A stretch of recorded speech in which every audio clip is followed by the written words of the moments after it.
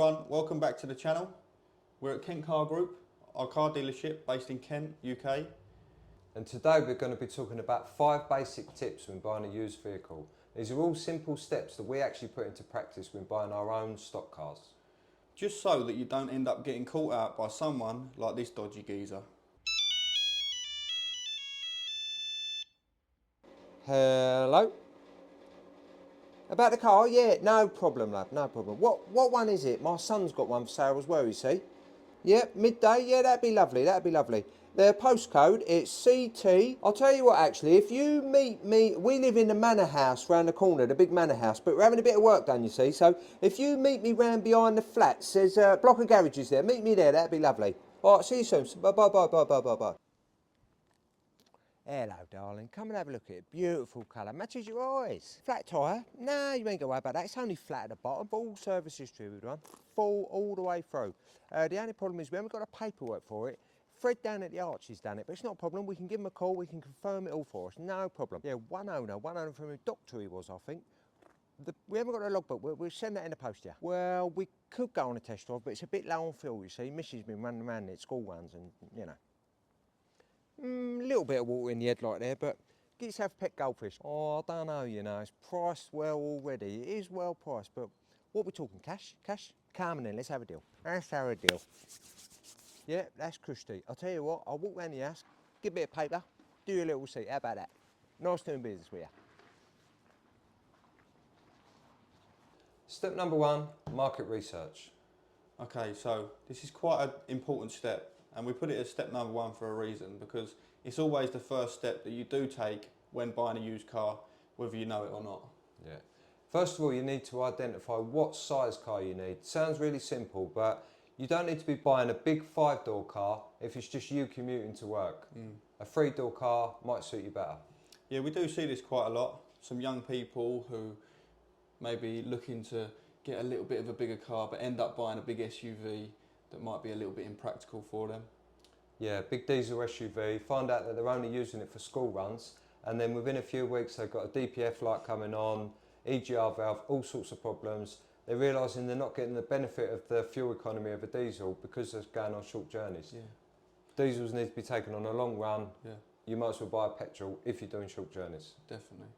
It does get rid of the risks, like you say, of the DPFs and all that sort of stuff. So, size of the vehicle, engine size, things like that. Engine size is very important. If you are going on long journeys, maybe you need a bigger engine, a more luxurious car, a bigger spacious car. But definitely for short journeys, look for a small petrol, low road tax, low insurance. It's just about identifying what's going to suit your specific needs. Obviously, you need to know your budget, which will then factor in what sort of mileage vehicle you're going to be able to get with the make and model that you're looking for. And this will also include the age as well.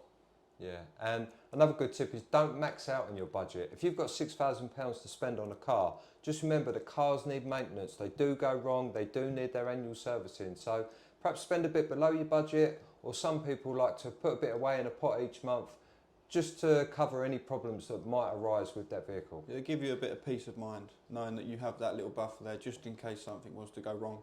And as you say, cars do go wrong, unfortunately. It's just the way that they're built. It's a mechanical item. Do a bit of research into the vehicle you think you might like. There's plenty of forums online where you can look up maybe problems that cars have. Common faults. Every vehicle tends to have a common fault, doesn't it? Yeah, So, we know of some particular cars that have catastrophic engine problems. So an example would be a 1 litre EcoBoost engine. They have a wet belt and the belt starts to deteriorate in the engine, clogging up valves, pipes, starving the engine of oil, and it's a common fault with those. So we tend to stay away from the 1 litre EcoBoost because it doesn't matter if it's had regular servicing with full service history, we tend to find that they're still coming up with them common faults, don't we? Engine failure. Yeah, just do a bit of research and find out what is reliable and people's own experiences with that particular vehicle. So once you've identified a couple of cars you like, it's really important to go online and just see if a car that you've found, if it's within the price range what it should be. You can check the price ranges by comparing vehicles in your local area. Auto Trader is a very good one because they give you a price indicator which will let you know if it's a high price, a fair price, a good price or a low price, I Yeah. believe. The same with Car Gurus, they also give you more of a meter, so it will show you similar sort of thing, low price, medium price, high price, and If you're looking on eBay or maybe Facebook Marketplace or Gumtree, these don't actually give these price indicators, but you can just have a look at a few of the same car. Is the one you're looking at in the sort of price range it should be? Or if it's really cheap, it's probably cheap for a reason. So just keep that in mind before you head off to look at it. my personal opinion is that Facebook Marketplace is sort of not a very reliable place to buy a vehicle nowadays. No, there's a lot of private sellers.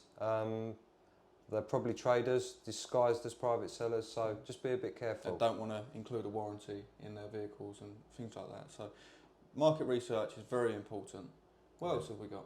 Another important exercise is insurance comparison. You can go online, there's plenty of insurance comparison websites on there. It's quite tedious putting in your personal details, but once you've done that, it's really simple to change the reg. Have a look at the car and see if it suits in with your budget for insurance. Every vehicle has an insurance group rating, and it's from 1 to 50. So obviously the lower down you get, the cheaper the insurance is going to be. So it's always good to check out what insurance group rating your vehicle is. Yeah, you don't want to fall in love with a car and then realise it's just not within your price range. Try and narrow it down so that you know what specific car that you are looking for. Obviously you can have a couple of different options, narrow it down to 2 or 3. And if your family have used a specific manufacturer for a long period of time and you found that they're reliable, like a Ford for example, then stick with that. You don't need to be going out buying different types of cars, and you're only going to be putting yourself at risk of potential common faults like we described earlier that could always cause you problems in the future. Basically, don't rush into buying a car. We've all done it, we've all been guilty of it. You get a couple of days of British summer, you dash off and buy a convertible. Day of snow, you think you need a 4-wheel drive. Or a quad. Or a quad. But we've actually had it. We've had people look at a car, come to look at a car, and ended up buying the one next to it, which is nothing like the one they come to look Completely at. different, yeah. Completely different. And that's just an impulse buy, isn't it? They think that, Yeah. that looks nicer, but Yeah. if Impulse buys, they're okay, but they're not really the way forward, and you will end up regretting it. Tip number 2, history checks. now there's many different platforms online that you can use for vehicle history checks. For probably less than £15, there's plenty of companies online where you can enter the reg and do a full history check of that vehicle. It'll tell you whether it's been in any insurance claims, any accident history. It'll also show you if there's any mileage discrepancies. It'll show you if any outstanding finance. Now that's important, because if you do buy a car and it still has finance on it and the previous owner has taken your money, then you're still liable to pay the finance of that vehicle. So it's a very important check to make sure that the vehicle has no outstanding finance on it. Definitely. Some of them also show the insurance group, the cost of the tax. Yeah, tax costs. Yeah, and some of them even give a value. So they'll give you a market price. If you're looking at a car from a dealer, they'll give you a retail price. They'll give you a price to expect to pay if you're buying it from a private seller, and even like a trade price. So there are market values. Each specific car has its market value, and there is a trade price, private price, and a retail price. Yeah. So make sure that you know what your vehicle's worth. If you are buying from a dealer, you will expect to be paying a little bit more because you do get that after sales care. If you're buying it privately, you need to understand that once you buy that car, you own the car, and There's no warranty whatsoever. no. Obviously, with a dealer, you do get a 3 months warranty with the sale of a vehicle, and that's why you pay a premium. But it's definitely worth spending a few pounds to do one of these checks before you set off to look at a car, especially if you're buying it privately. Another check you can do online, it's free. You go onto the .gov website, MOT history check. You just enter the reg of the vehicle, and this will bring up all previous MOT history. Now this is a very important one, because not only can you check the mileage going back throughout the life of the vehicle, but you can also check any advisories or any MOT failures. Yeah. If there's any advisories on the current MOT, you can check that those have been attended to. Step number 3, we've arrived at the car, and it's really important to spend some time looking at the overall condition of the vehicle. We're just looking along the lines of the body. We need to check where the bumper meets the wing panel. We need to check the lines, the general lines, make sure the gaps are all uniform. Make sure there's nothing glaringly obvious where it looks like it might have had some previous repairs. The gaps around the shuts of the doors. This one's a little bit dirty, but you get the general idea. Go right along down the side of the car, looking for any dents, any signs of previous repairs, or any paintwork that might have been done previously. This particular car, we have had the back bumper painted. A car of a certain age is entitled to the odd bit of paintwork. As long as it's been done well, it's not the end of the world. Looking right along the back, all looks good. Nothing glaringly obvious. Down to the driver's side, again, all looks good. We're just looking along the gaps again. Just take your time going through every little area. Just make sure you're happy with it and it all looks how it should do. Another important thing is the tyre condition. We're really looking for the tread depth, make sure there's plenty of tread on the tyres, but also a good one is to look for the brand. If a vehicle is fitted with a good brand of tyres, it generally says that that car has been well maintained. We know that this car has got 4 really good matching Uniroyal tyres on it. So we've had a look around the outside and we're happy with the vehicle so far. Moving on to the interior. This one's actually got leather seats, so let's have a look, see if there's any tears or any bad stains. Another one is the steering wheel. It's really important to look at the steering wheel. If the car looks like it's had a hard life, there'll be a fair amount of wear on the wheel. Look around the buttons, look around the gear knob. Just have a general look to see if the car is in a nice clean condition. Moving on to all the buttons, does it all look like it's all in place? Does it look clean? Any horrible marks on the dash and other bits and pieces that might catch your eye? Moving on to the back, again, we're just checking with the general condition of the seats. If they've had kids in it, there might be some marks, there might be some tears, might be some sweets stuck in it somewhere. Just want to have a look around it and make sure that it all looks tidy, everything looks how it should.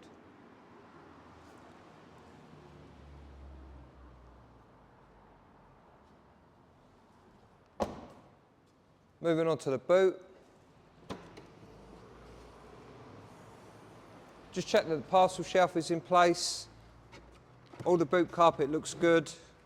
This one doesn't actually have a spare wheel, but just make sure that the tyre compressor's there, everything's there that it looks like it should be. So step number 4 is a simple mechanical check that anyone can do. What you want to do is you want to get yourself a little bit of tissue so that you can check the oil level, and that's what we'll do first. So on this specific car, the dipstick is actually in the oil cap, included within the oil cap. So we want to wipe it clean, take off any excess oil, so it's nice and clean like that. We'll put it back in, back to where it's supposed to go, and then back out so that we can see where the level is. And as you can see, so on this dipstick, max is to that line and we're pretty high, only a couple of millimetres away from the max, so it's pretty clean oil in there as well, so that's also a good sign. The darker the oil, the older it is. Try not to spill oil all over the plastics like I just did. The next most important thing on a vehicle is the engine coolant system, and we need to make sure that it's topped up not just with all water but also with antifreeze.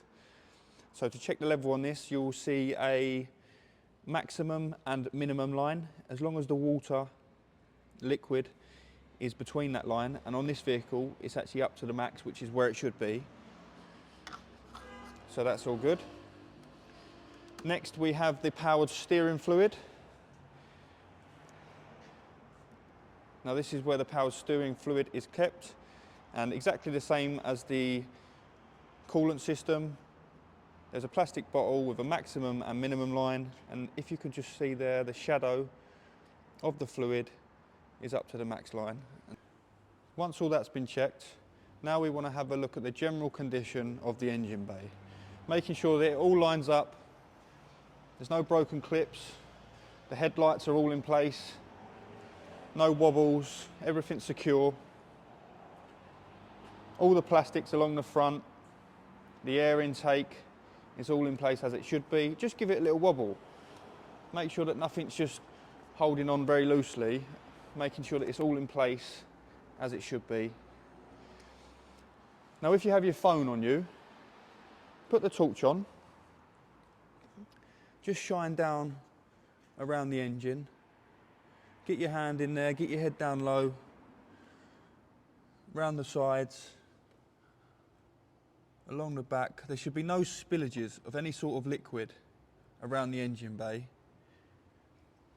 So we need to make sure that there's no oil leaks, no water leaks. And this is a pretty simple check, and it's also very important. Step number 5, last but not least, we're going to take the car out for a test drive. So we've got the key, let's start the car up.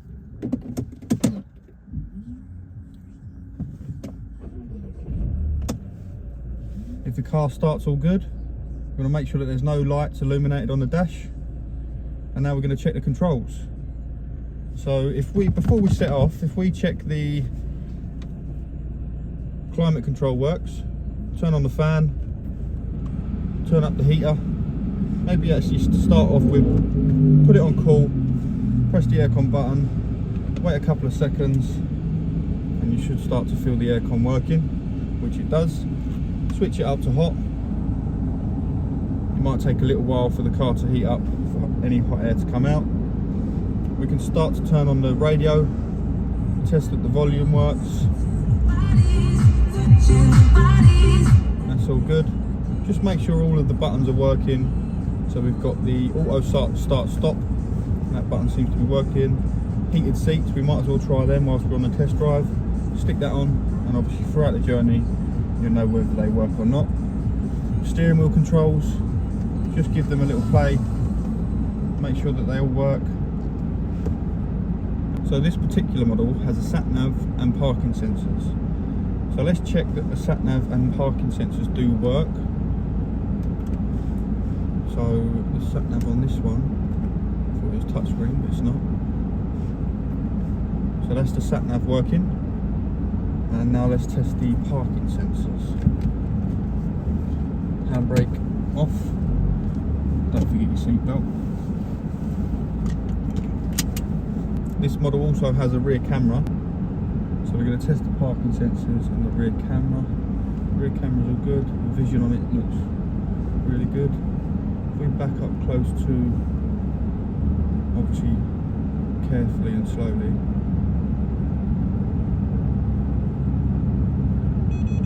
There we go. So that's telling us that we're too close and they're all working. Now we can set off. Take the car for a little drive, testing the clutch. The clutch on this seems to be good. I like the feel, so it's important to make sure that the car just feels sturdy. Heated seats definitely working. It's a nice extra on these.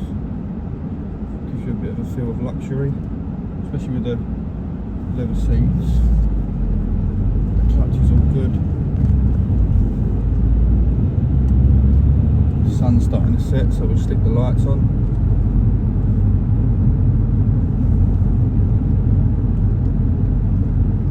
What I'm also going to do is, when I'm driving, I'm just going to, when it's safe to, I'm just going to gently let go of the steering wheel, just to check that the tracking's okay. That seems to be good. If the vehicle's wheel alignment's out of tracking, once you let go of the vehicle, it will start to sway off to the left or the right, which will mean that the car's going to need a wheel alignment, or it might have a slow puncture. But this vehicle does have a tyre pressure monitor system, so if there was a flat tyre, it will come up on the dash.